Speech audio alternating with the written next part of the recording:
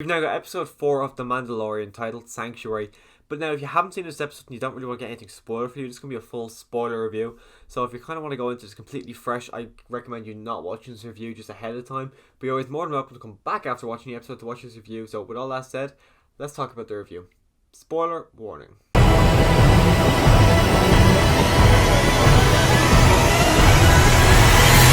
So the episode kicks off, we kind of get to see a little small farming village, and they're kind of just going about their day to day, and all of a sudden they start to panic, and then a lot of eruption, everyone starts running out, and all of a sudden you see a big, massive ATST walking in, and I was like, oh crap, I thought the Empire was gone, but it's not people of the Empire, it's actually just people who have found like Empire's technology, and they're kind of just using it to be like kind of assholes in a way. So they come in and they raid the villages, and that's what they've been doing.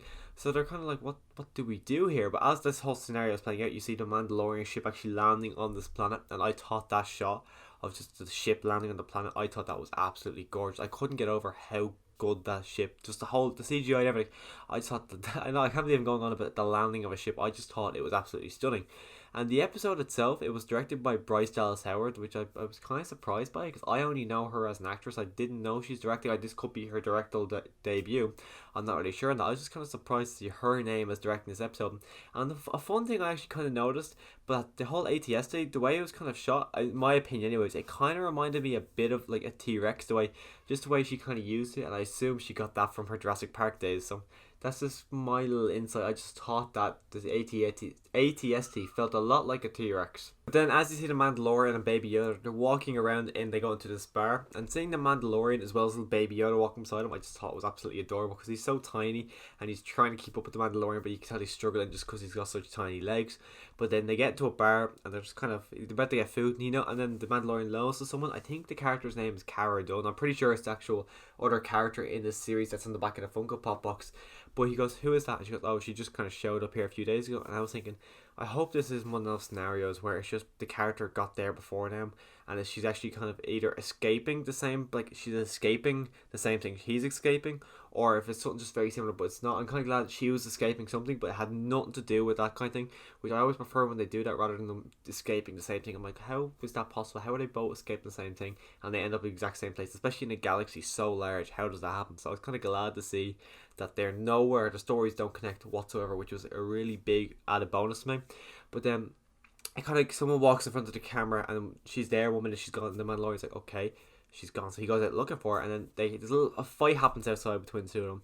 And I thought this fight was great, because it felt like a real, like compared to all the other fights we've had this season, so far this season, I thought it was just it felt like a very personal fight. It felt very dirty, and it felt like there was actually no consequences to it, where like everything that else has happened so far this season, I didn't think it was a major fight, but this one I actually felt like I knew neither of them were going to die, but I just kind of liked how it really felt like a real personal fight.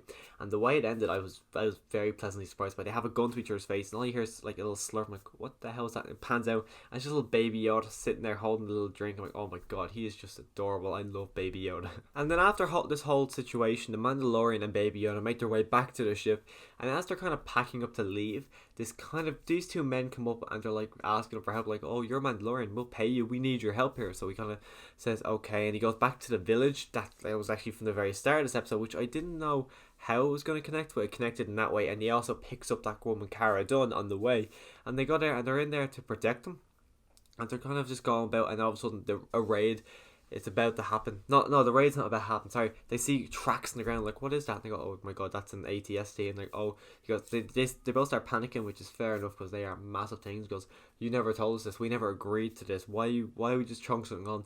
And they're about to leave, but then they think, you know what? Let's train them, and we're going to get rid of them that way. And while this is all playing out, you can tell the only reason he wanted that was because the Mandalorian actually could see that Baby Yoda was enjoying himself, and that he was just kind of forming all these relationships with people.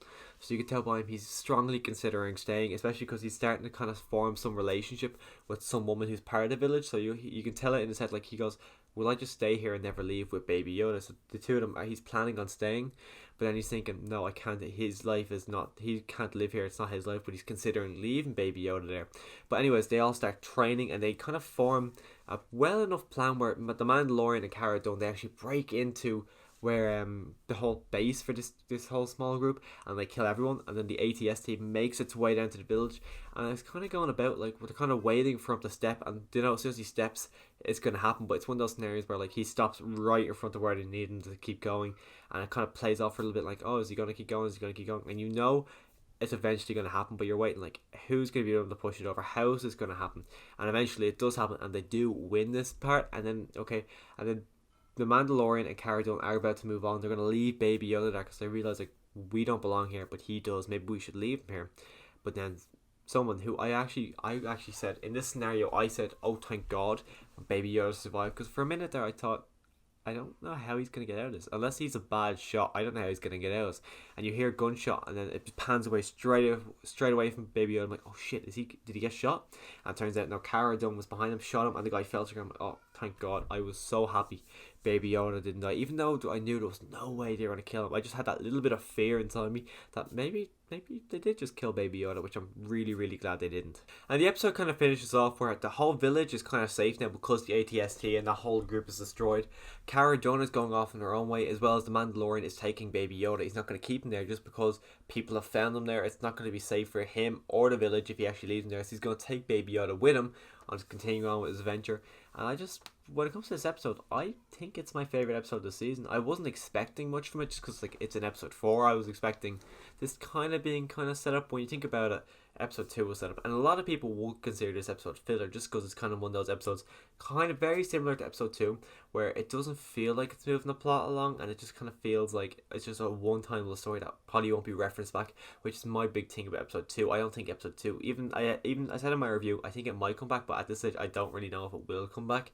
But I don't think this episode was a filler. I felt like this episode was very much needed character development for the Mandalorian, because even though you can't see his face, I could feel a lot of emotion coming off him, especially when he's kind of talking to that possible romantic interest for him, and how he's saying he can't stay because of all the reasons.